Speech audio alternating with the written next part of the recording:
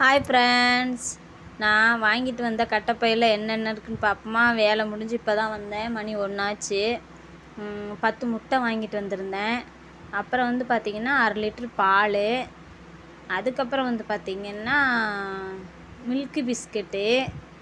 அதுக்கப்புறம் வந்து ஊறுகாய், பூண்டு ஊறுகாய் என் பொண்ணு கேட்டிருந்தா, அதனால் அவளுக்கு ஒன்று வாங்கிட்டு வந்தேன். டப்பா தான் பார்த்தேன் கிடைக்கல. அப்புறம் லெமன் ஊறுகாய் ஒரு டப்பா இருந்தது, வாங்கிட்டு வந்தேன்.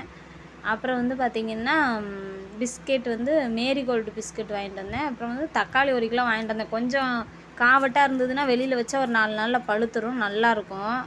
அப்புறம் 2 பிஸ்கெட்டு மேரிகோல்டு வாங்கிட்டு வந்தேன்.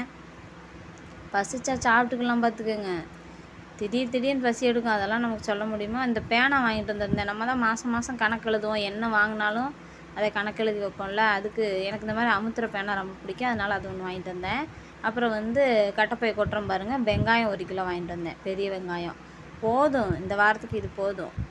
அதனால் 1 கிலோ வெங்காயம் வாங்கிட்டு வந்திருந்தேன்.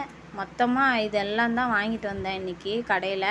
இன்றைக்கி நைட்டு சந்தைக்கு போவேன், அந்த வீடியோவும் போடுறேன் வீடியோவாக பாருங்கள். பார்த்து சப்போர்ட் பண்ணுங்கள். எனக்கு லைக் பண்ணுங்கள், ஷேர் பண்ணுங்கள், கமெண்ட் பண்ணுங்கள். மறக்காமல் நம்ம சேனலை சப்ஸ்கிரைப் பண்ணுங்கள். Bye friends.